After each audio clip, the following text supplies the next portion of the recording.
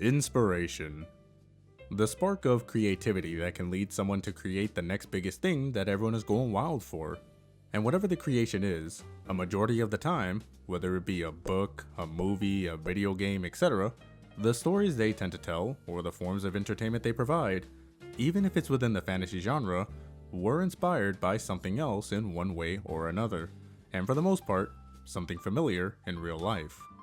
Now, the kind of things that inspire an individual can vary, like George Lucas with Star Wars, the inspiration there being more multi-leveled, pulling from various religions, wars, and classic movies to create the sci-fi epic that everyone knows it as today. Or before.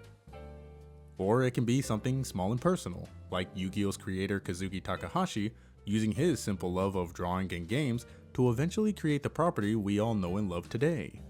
And focusing on his flagship series for a brief moment, within the original anime, it's clear to see that Egyptian mythology was a big influence for Yu-Gi-Oh!, with its usage of said mythology and culture to create its story. But not just its story, its cards as well. More notably, the 3 Egyptian god cards. The Winged Dragon of Ra references the Egyptian god of the sun, Ra. Obelisk the Tormentor, an obelisk being a tall, narrow, 4-sided tapering monument which ends in a pyramidal top in Egyptian culture. Although he doesn't look anything near that, and he might just be a reference to something else entirely within Egyptian mythology, but for this we're using his namesake. And finally, Slifer the Sky Dragon, or using the OCG name, the Sky Dragon of Osiris, Osiris being the god of the afterlife. But that can't be where the inspirations for the cards end, right? Outside of the god cards, early Yu-Gi-Oh! Card design, while having their inspirations and influences drawn from one place or another, it was more or less a hodgepodge of normal vanilla monsters with flavor text that really didn't fit the bill, and was more so using the flavor text as a vehicle to give a brief description or tell a tidbit of said card story. It wasn't until later when Konami started developing archetypes that things started to get a little bit more uniform, and the inspirations for said archetypes were easy to point out. Archetypes like the Noble Knights, a combination of elements from both Carolingian and Arthurian legend that utilize the weapons of their myths as equipped spell cards, creating the equip-based playstyle it's known for. Or the Entity archetype, a series of XYZ and fusion monstrosities inspired by the cosmic horrors within H.P. Lovecraft's works, with terrifying effects to match.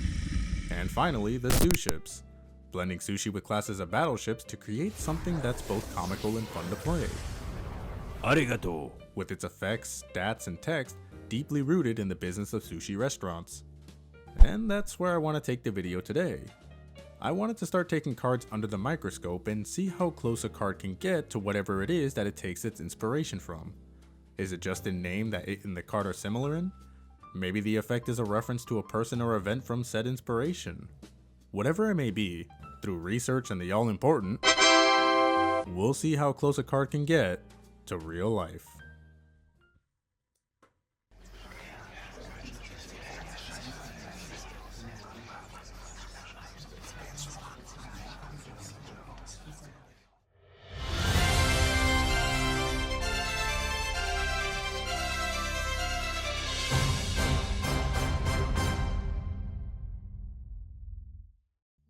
Today we take a close look at a card that belongs to an archetype whose association with Colosseums and the gladiators that fought in them need no introduction. But a short one wouldn't hurt for anyone new. The Gladiator Beast. For a brief rundown of their in-card lore, they were hybrids of man and beast who were created by a futuristic unknown empire that oddly resembles Rome, with the sole purpose to fight within its Colosseum for the entertainment of the aristocracy. And from that little lore description, it's no secret what inspired the Gladiator Beast. Many of their cards taking their names from different classes of gladiator and significant figures of ancient Rome. But the one we're going to be looking at had the unfortunate luck of being based on those who weren't exactly professional gladiators and definitely weren't people of any social standing. No. This beast was inspired by the despised among the people of Rome. Outcast whose role in the arena wasn't that of the honor-bound gladiator fighting for the roaring appraisal of the spectators and the glory found in martial combat.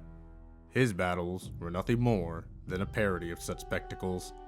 A public execution dressed up as a gladiatorial bout, serving as cruel entertainment for the bloodthirsty masses, but also serving as a lesson to any and all that should you break the rules, this could be your fate. The beast in question is Gladiator Beast Noxious.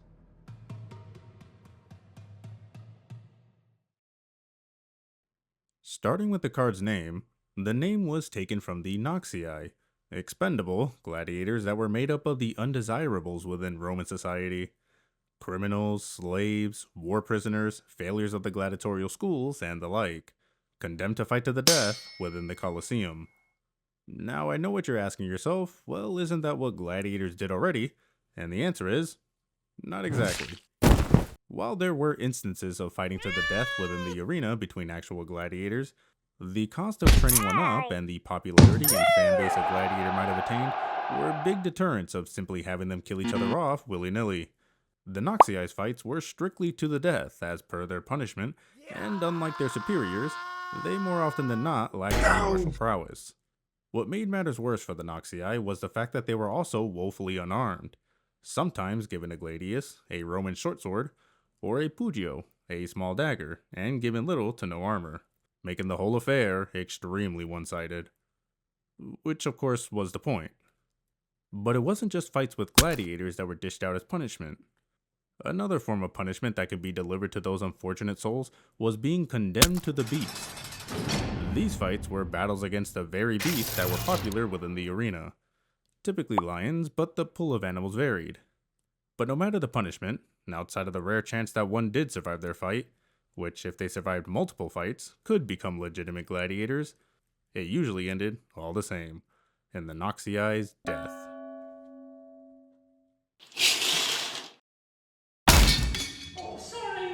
Now with the origin of the name out of the way, we can move on to the art and stats, and I would say that they did a pretty good job of capturing the whole idea of the Noxii, outside of the whole man-cheetah thing. Oh yeah, Noxious is based on a cheetah. From the get-go, you can see a lack of armor on our monster, with only a shoulder piece and a strap running across his chest acting as chest armor, and donning a metallic waist piece for his lower region. There is a good bit of armor on the legs though, but I would say that's leaning more into the whole lore side of things, since it's a cheetah, which according to Google have an impressive running speed of 69 to 75 miles per hour. I would imagine the masters of these beasts in lore wouldn't want the fight ending so quickly, considering Noxious's lack of any weapon of length and speed being his main advantage. So having armor on his legs to stave off a potential fight-ending slash would be ideal. Taking our focus back to Noxious's lack of a weapon like our good friends on the three-dimensional plane, he instead boasts two claw gauntlets, which is still a weapon, but again more playing into the lore side of things since claws are kinda built in on leopards, it's still no trident or sword. Now stats in Yu-Gi-Oh! Are kinda arbitrary and aren't exactly a good indicator of a monster's value to a deck or the monster in general. But in this case, it is. Like I said previously, Noxii weren't known to be good fighters. The many disadvantages they had in the arena didn't help. And Noxious's whopping 0 attack is a good representation of that.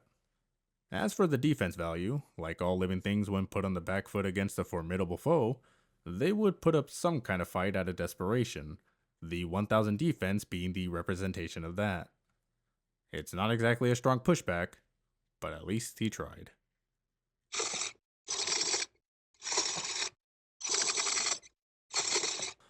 And finally, we reached the effect. And I gotta say, it's really impressive how well Konami was able to integrate the unfortunate circumstances of the Noxii to work within the confines of the game's mechanics. Breaking down the effect, starting with the first sentence, it reads, when an opponent's monster declares a direct attack, you can special summon this card from your hand, and if you do, change the attack target to this card, and proceed to damage calculation. In Yu-Gi-Oh!, one of the main goals in the game is to prevent your life points from being reduced to 0, all the while trying to reduce your opponents to 0. Although there are cards and decks that actively work against those goals and we use them minimally. In any case, when faced with the direct attack, 9 times out of 10, you'll be facing down a monster with a massive attack stat that'll ultimately reduce your life points to 0, as any weaker monster would have attacked already, since attacking with the strongest first might incur the wrath of... It's here that you'll special summon Noxious onto the field. throwing him into a battle that he was never meant to win, as most monsters in the current landscape of Yu-Gi-Oh! Would simply beat over his laughable stats, just like the Noxious, all but assuring his demise. But the effect continues. This card cannot be destroyed by that battle, and it's here that the effect adds a bit of flavor to the reality it's imitating. Like I said in the origin section, while rare, there have been points in times that Noxious, despite the lack of fighting capability and the many disadvantages that were placed onto them, they did come out victorious. In this case, Noxious having the ability to become immune to battle destruction. And while not destroying the monster attacking, the effect does include dumping a Glad from the deck to the graveyard, which I would imagine would be the compromise here to showcase his victory over his opponent. But imagine destroying the attacking monster on summon? Man, that would be great. So overall, to make this ending short and sweet, how close is Noxious to its real life counterpart? And I gotta say, it's practically 1 for 1. From the card effects, stats, art, it's all in line with its influence without having to stray too far to fit within Yu-Gi-Oh's gameplay. A job well done.